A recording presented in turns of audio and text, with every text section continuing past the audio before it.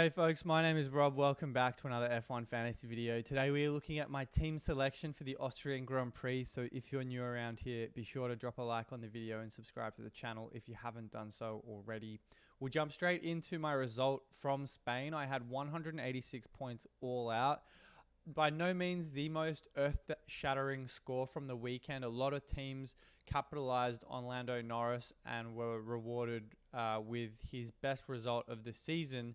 But I opted for Charles Leclerc and Lewis Hamilton. Heading into the weekend, Lando was never really on my radar. It was one of two possible strategies. The first, running two B-tier asset drivers in Leclerc and Hamilton, and ultimately replacing Logan Sargent with another midfield driver that's a little bit more reliable, or going the Max Verstappen route, planning for Austria and bringing in Yuki Tsunoda along with him. That would ultimately have meant a -10 hit. I opted not for that and went with pretty much a rollback of the team I had in Canada and moved forward with swapping out Logan Sargent. His lack of reliability and consistency has very much worried me for a number of weeks now. That was evident in his result in Canada, and even though he escaped without a DNF in Spain, it's just much more reassuring to me that I don't have to go into the weekend worrying about what his result could be.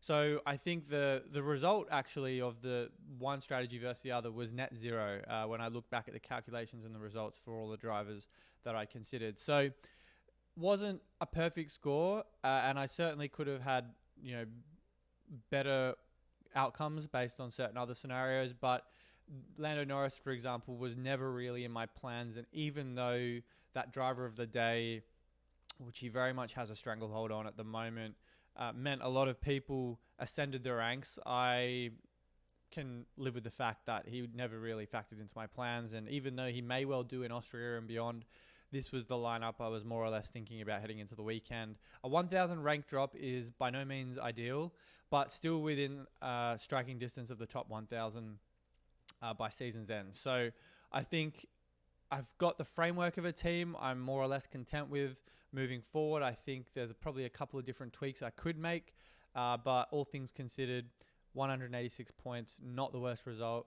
We move on to Austria with 3 trades in hand. So very optimistic with tackling that weekend with a bit more flexibility, a little bit of budget, as you can see here, 2.6 million, and hopefully a couple of right decisions can hopefully result in a green arrow for the team. So as always with these videos, taking a look at the driver spotlight, Lando Norris is the first one I wanted to look at. He had his best result of the season so far, 51 points. His driver of the day, his fastest lap. And even though he started on pole position and finished the race P2, I definitely think that he is running currently in the best car on the grid. I think McLaren have very much moved ahead of Red Bull as the strongest car. Lando, we've seen what he's truly capable of with that win in Miami. He's now on to his 4th driver of the day in the last 5 races and his 5th for the season. So he's very much becoming, if he isn't there already, the best option to run as your 2X on non-sprint weekends. I think because of the fact, as I've mentioned before in other videos, that the point scoring ceiling is much lower. On those non-sprint weekends, it reduces the viability of Max Verstappen, even though you're getting a consistent 30-plus point performance from him most race weeks. Lando's driver of the day upside also means that he becomes very appealing and allows that, with that extra 5 million, to upgrade other parts of your team. So I think, he's now averaging the 2nd most points among all drivers. He's moved past Charles Leclerc into 2nd place in the F1 fantasy standings. As you can see here, his overtakes and positions gained are not much, but the fact that he's in a very strong car means he's almost always going to qualify very high up the order on Saturday, sets himself up for a really good race on the Sunday, and we've just seen that lately. The class has shone through. His win in Miami, as I mentioned, P2, chasing down Max in Imola, and then I think, Monaco in Canada, maybe not quite as good results, but again, we saw another driver of the day in Canada and most recently this weekend in Spain. So I think the fact that that extra 10 points can very much boost his total points for the weekend makes him an extremely viable commodity to own. I do think that heading into Austria, there's been a lot of talk, and I've probably been the bearer of some of this narrative, that Max is an excellent option on those sprint race weekends. He's got an impeccable history, certainly in the last 2 years, where he's won 6 out of the last 8 sprint weekends. He's won both in 2024 and averages almost 50 points per sprint race across China and the US this year. He averaged even more, 54 points in all 6 sprint races in 2023. So he comes to a circuit in Austria, which he has an incredibly good record at. He had 47 points there over that sprint weekend, finishing P2 behind Charles Leclerc, and then won last year with his 56-point performance there. So really good omens for Verstappen. He's also won 4 out of the last 8 races there and an extra 2 podiums.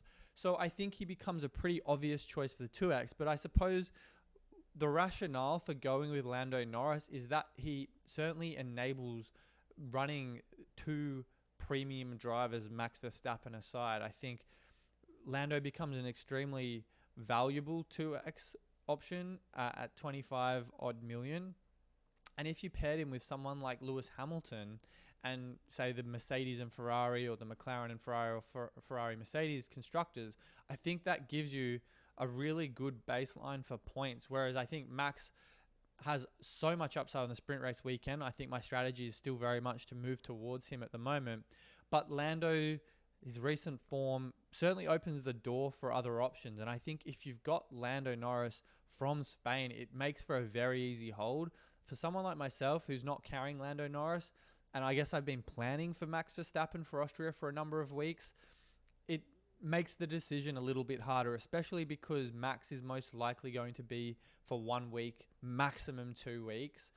But I think the fact that Lando, you bring him in, say in Austria, if you don't already own him, you can just carry him on for a number of weeks as your 2X option. So I really like that.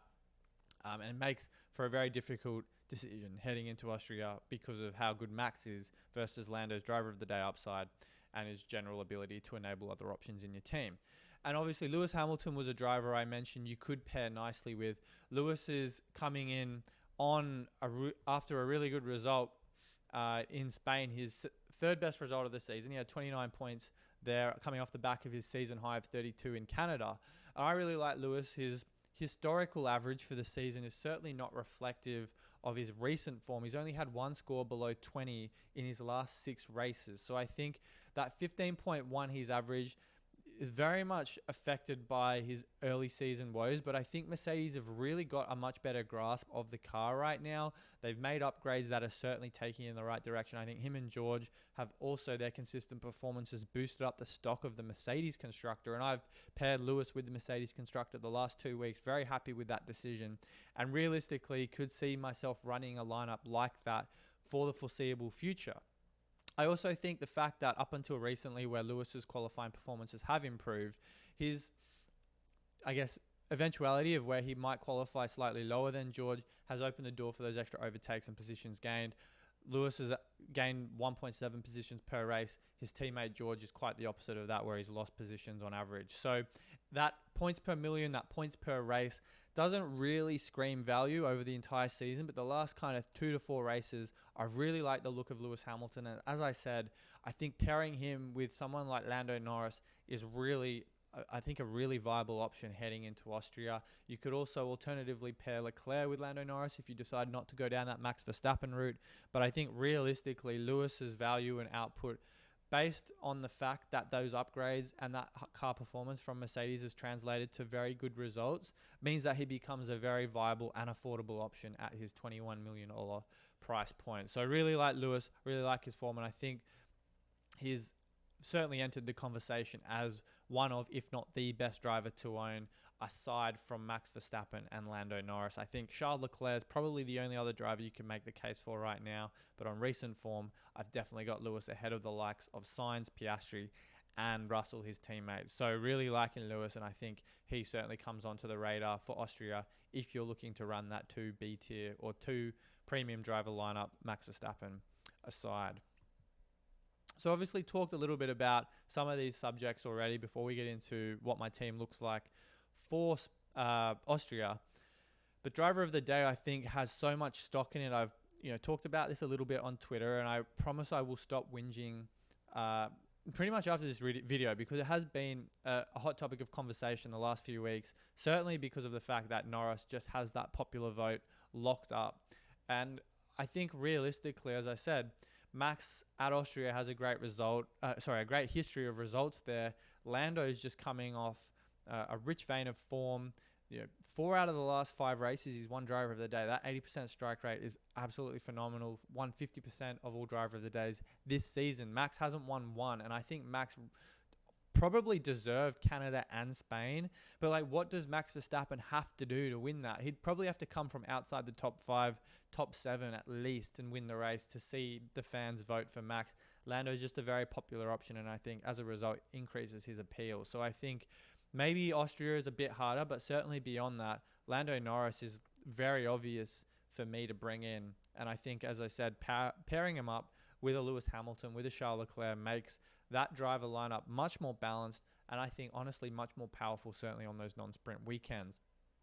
The constructor battle is also heating up in F1 Fantasy. Max is doing his utmost best to try and lift Red Bull into, I guess, the debate, but the fact that Perez's inconsistencies, as we know, just aren't doing enough for the constructor despite their pit stop performances, makes me think there's just really not much viability and value in the way of Red Bull, particularly when they cost 3, 4, 5 million more than McLaren, Ferrari, and Mercedes. Now, I think for Ferrari and Mercedes, it's pretty close right now. I think Ferrari is certainly kind of plateauing a little bit. They've had a couple of middling performances since Monaco.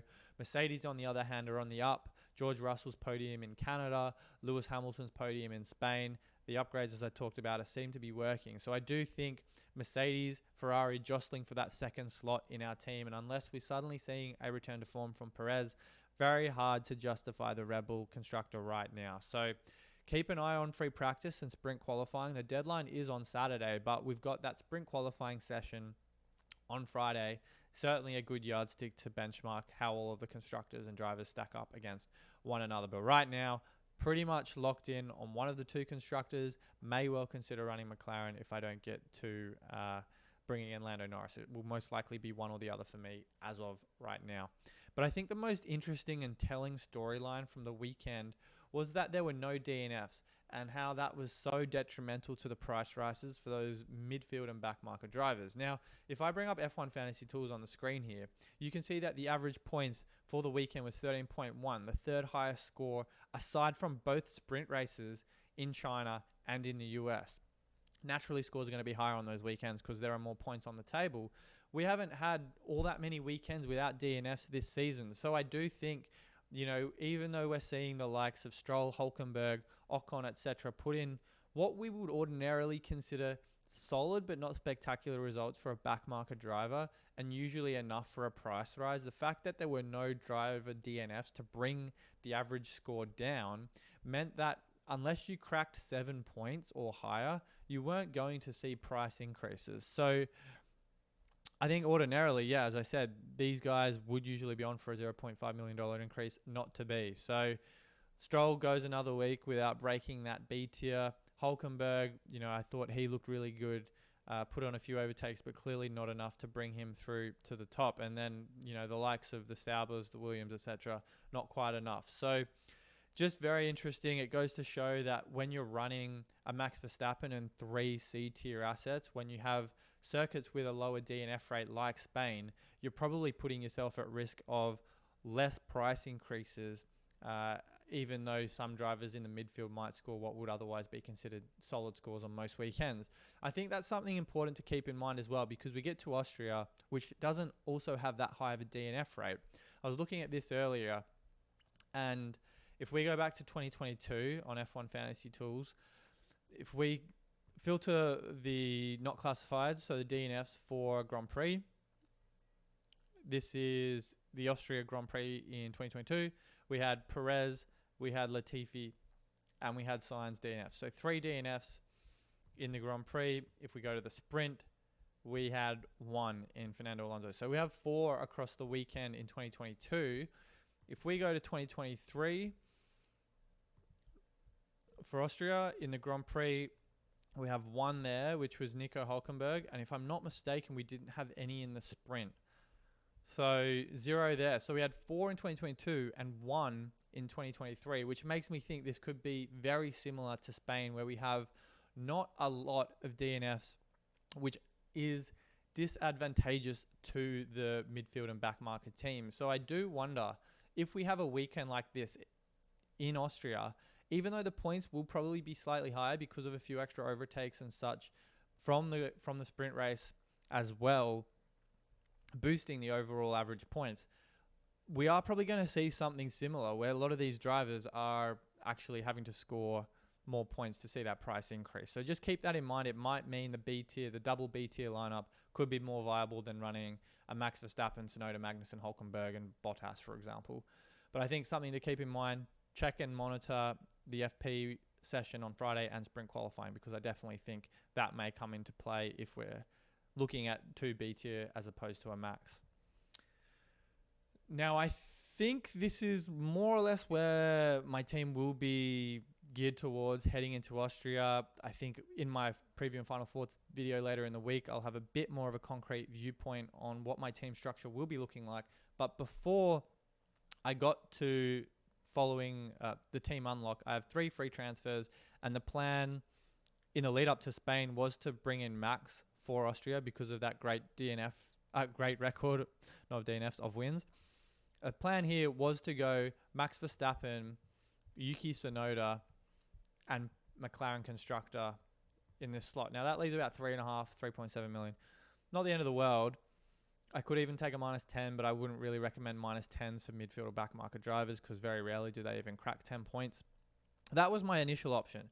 But thinking about these DNFs or lack of DNFs that may well occur at Austria, and the fact that the B tier lineup looks very viable at the moment, I could end up doing a similar rollback of my team again from what I had most recently in Spain. So if we put Charles back in here, Lewis back in here, and Mercedes back in this slot, thinking about Lando Norris, for example, he becomes extremely viable after Austria, and I do think that realistically could become the most obvious candidate for here. So that could be an option where you swap in Lando for Charles and then drop in someone like Alex Albon. Something that simple. 2 trades, sorted, roll it forward the following week, and you've got a lineup that makes itself. So I think that's more or less my thoughts here, but again, we'll reassess probably closer to the deadline. But anyway, that's pretty much it. So I'll leave it there for now. Appreciate you guys watching, and I'll see you all very soon.